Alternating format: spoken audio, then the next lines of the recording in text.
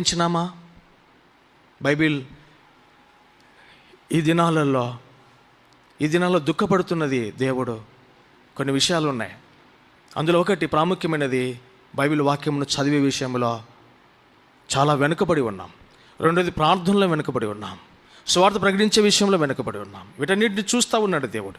వాక్యం చదువుతూ ఉన్నామా? ఈనాడు 24 గంటలలో బైబిల్ మన చేతులు ఎన్ని గంటలు ఉంది? సెల్ ఫోన్ మన చేతులు ఎన్ని గంటలు ఉంది? బైబిల్ వాక్యాన్ని ఎంతసేపు చదువుతున్నాం? సెల్ ఫోన్లు ఉన్న వాట్సాప్, సోషల్ మీడియాని అంత ఎంతసేపు చదువుతూ ఉన్నాం? ఇవన్నీ నీకు ఏమాత్రం ప్రయోజనకరం కావు. ఇహలోక సంబంధమైనవి అవన్నీ. సెల్ ఫోన్ ఉండడం తప్పు కాదు. సెల్ ఫోన్ మ్యాండేటరీ ఉండాలి, కమ్యూనికేషన్. కానీ ఎంతసేపు ఉంటుంది అంటే, సెల్ ఫోన్కి ఇచ్చే అర్హత బైబిల్కి ఇవ్వడంలే మనం.